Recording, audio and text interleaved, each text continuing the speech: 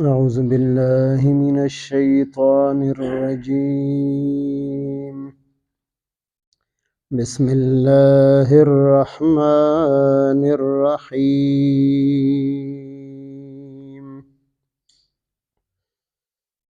فما لكم في المنافقين فئتين والله أركسهم بما كسبوا أتريدون أن تهدوا من أضل الله ومن يضلل الله فلن تجد له سبيلا ودوا لو تكفرون كما كفروا فتكونون سواء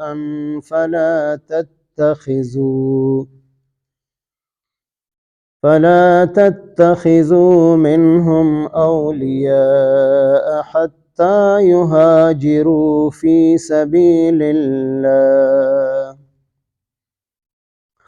فإن تولوا فخذوهم واقتلوهم حيث وجدتموهم ولا تتخذوا منهم وليا ولا نصيرا آمنت بالله صدق الله مولانا العظيم.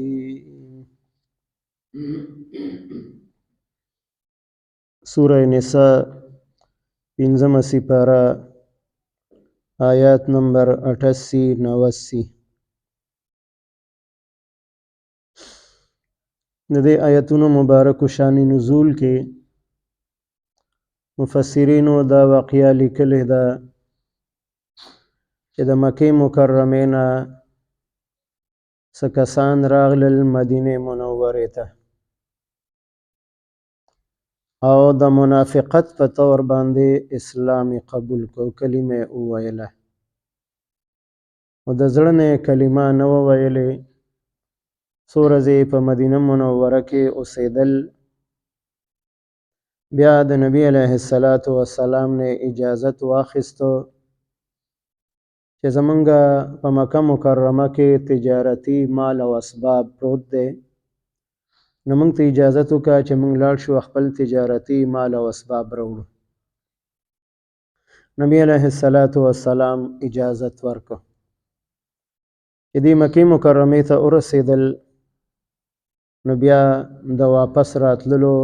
چې کوم د دروغو اراده کړې وه چې موږ به بیا واپس راځو، نو واپس را نغلل. په دغه وخت کې مدینه منوره دارالاسلام د اسلام مرکز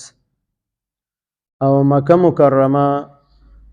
دارالکفر د کفر مرکز و. نو د دارالکفر نه دارالاسلام ته هجرت کول دغه وخت کې فرض عین او دا حکم تر هغه وخته پورې و تر څو پورې چې مکه مکرمه فتح شوې نه وه. چې مکه مکرمه فتح شوله نو بیا مکې مکرمې ښار دارالاسلام وګرځېدو، دا د مسلمانانو په قبضه کې راغی، اسلامي حکومت او ریاست حصه وګرځېدله. خو د فتح مکې نه مخکې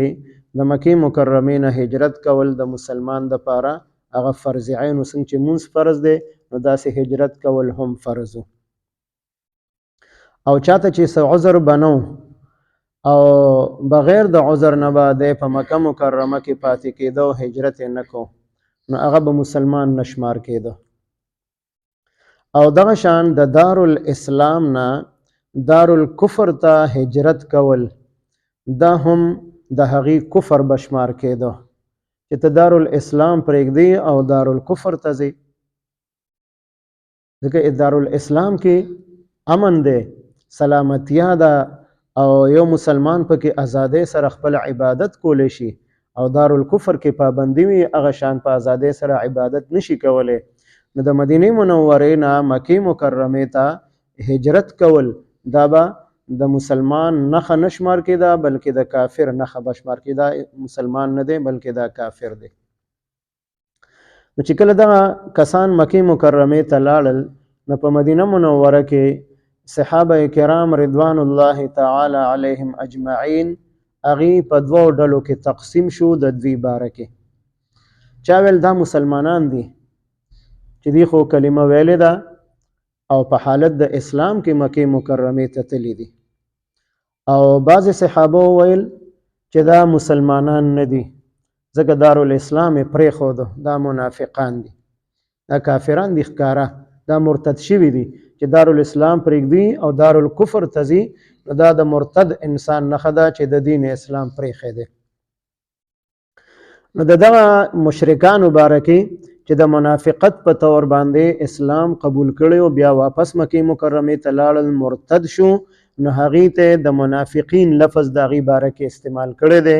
او مؤمنانو ته الله پاک دا خبره کړې ده چې تاسو ولې د هغې په کفر کې شک کوئ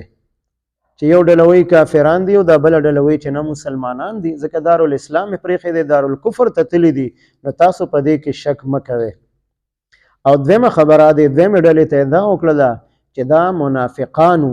دا مسلمانان نو د منافقت په طور باندې اسلام قبول کړو او بیا واپس مکې مکرمې ته لاړل اسلام پرېښودو مرتد شو نو تاسو په دوو ډلو کې تقسیمیږئ مو بلکې په اتفاق سره هغې ته مرتد ووایئ هغې ته کافر ووایئ او د اسلام د دایرې نه خارج ورته ووایئ نو دوو ډلو کې د دوی باره کې تاسو تقسیمیږئ مو ځکه دغه کسان الله پاک د دوی د بدو اعمالو په وجه باندې الټه ګرځولي دي واپس کفر او شرک طرف ته تللی دي او که تاسو وایئ چې موږ به ورته هدایت وکړو سمه لار به ورته وښایو نو چې الله پاک څوک ګمراه کړي دي نو دا د الله پاک ګمراه کړي دغه خلق ځکه چې دې اراده د کفر وکړله د منافقت په طور اسلام قبول کو نو الله پاک ورته هم توفیق د اسلام د صحیح اسلام ورنه کو ځکه نیت یې نه کړی او چې کله نیت او اراده کفر او د مرتد کېدل وکړه نو هغه شان الله پاک هغې ته توفیق ورکو نو تاسو دغې خلقو ته هدایت نشئ کولی نه د هغې دپاره تاسو د هدایت لاره تلاش کولی شي بیا د هغې مرتد او منافقینو باره کې په دې دویم آیت مبارک کې دا خبره ذکر کړې ده چې د دغې خلقو خواهش دا دی چې تاسو هم کفر طرف ته لاړ شئ هغې هم کفر طرف ته لاړل دغه منافقان مکې مکرمې ته واپس شو او د هغې اراده دا ده چې دا مسلمانان هم کفر طرف ته راولو او دوی ته دعوت ورکو د کفر دوی یې قبول کړي نو تاسو به په خپل منځ کې دواړه فریق او دواړه ډلې بیا یو شان شئ نو دوی سره تاسو دوستی مه کوئ تعلق ورسره مه ساتئ چې دا زما رشته دار دی یا دا زما د خاندان کس دی یا د سره زما غم خادي ده ځکه چې دی کافر دی مرتد دی د اسلام او د مسلمانانو دشمن دی نو دوی سره به تاسو دوستی نه کوئ تر دې پورې چې دوی د الله په لاره کې هجرت وکړي یعنې واپس راشي مدینې منورې ته نو بیا به د هغې اسلام هغه به معتبر وي چونکې هغې واپس رانغلل مدینې منورې ته هجرت یې ونه کړو نو د هغې دپاره د کفر حکم ولګو چې دا کافران دي دا مسلمانان نه دي بطور منافقت اسلام قبول کړی دی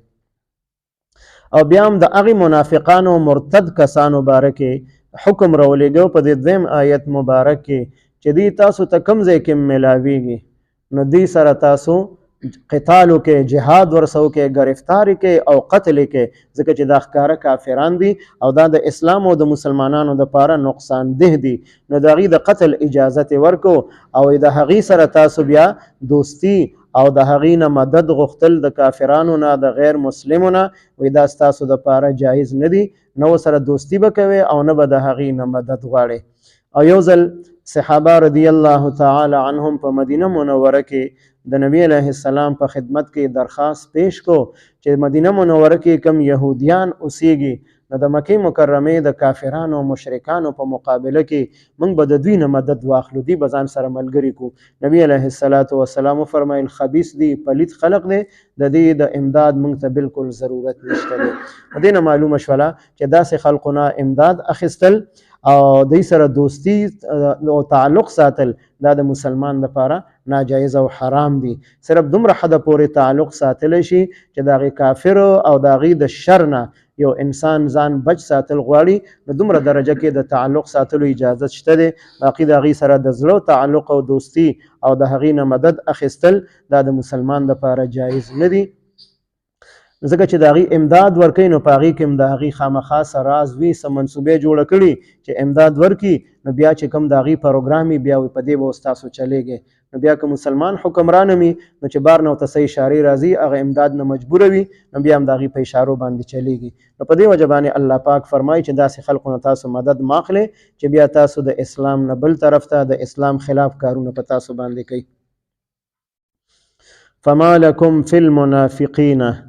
فما لکم نو څه شوي دي په تاسو باندې ای مؤمنانو فی المنافقین د منافقانو باره کې فئتین چې تاسو په دوو ډلو کې تقسیم شوي چې یو ډله وایي دا مسلمانان دي اسلام قبول کړی دی او بله ډله وایي چې دا کافران دي نو یو ډله شي او د هغې دپاره د کفر او د مرتد کېدو حکم د الله پاک د طرف نه مقرر دی نو دغه خلق مسلمانان نه دي اوس تاسو هغې ته مسلمان مه وایئ والله ارکسهم او الله پاک الټه ګرځولي دي دوی لره دا کوم چې مکې مکرمې ته واپس لاړل مدینې منورې پرېښودله دارالاسلام او دارالکفر طرف ته لاړل نو الله پاک دی الټه ګرځولي دي بما کسبو په سبب د هغې ګناهونو چې دوی کسب کړي دي او دوی کړي دي دا مجرمان دي ګناهګار خلق دي مرتد دي کافر دي او که دا اسلام قبول کړی نو دا د منافقت په طور باندې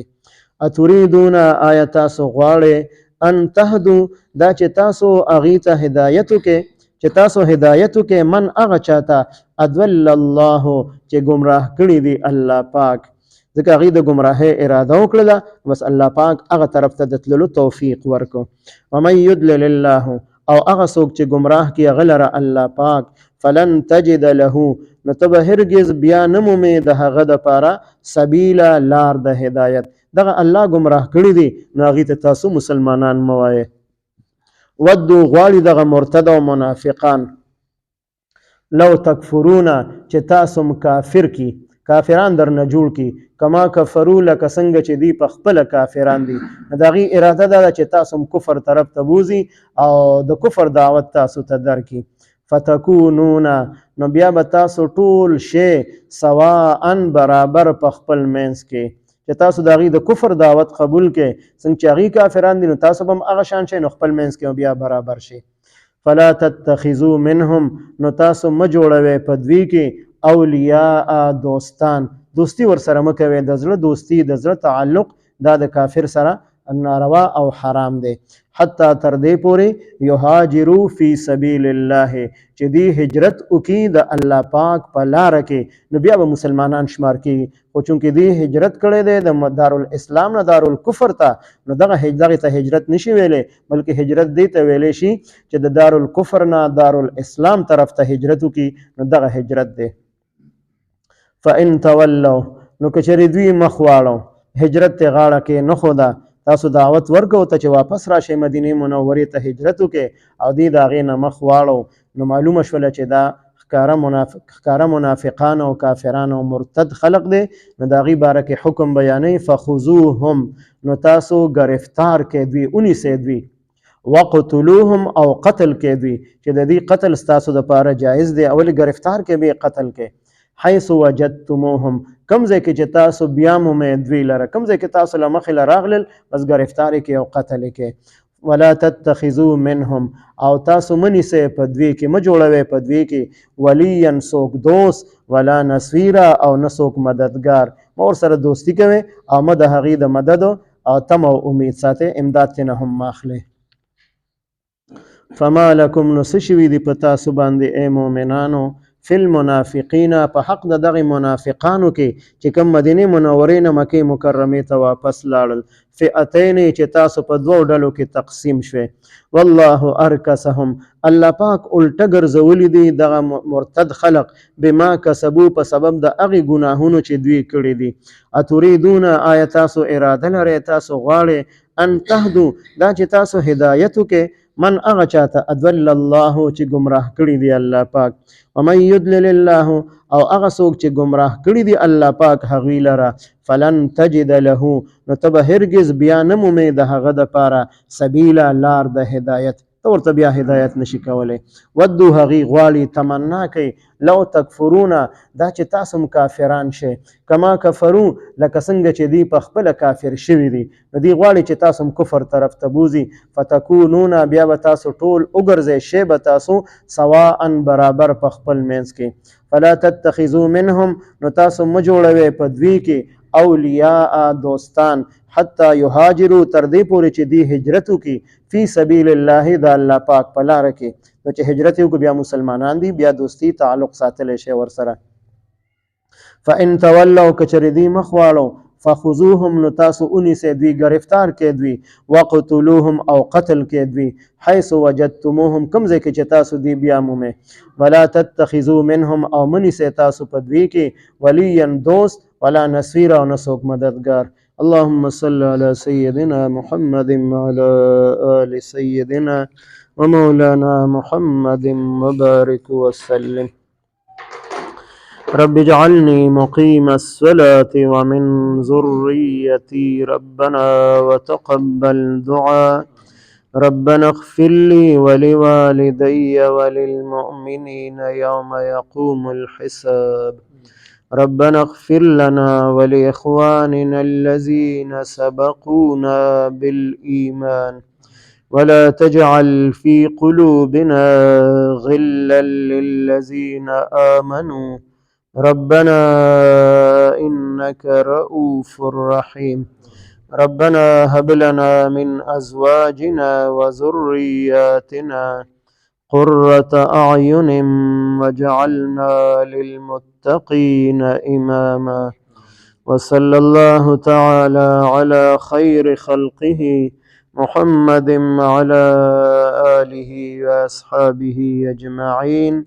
آمين برحمته.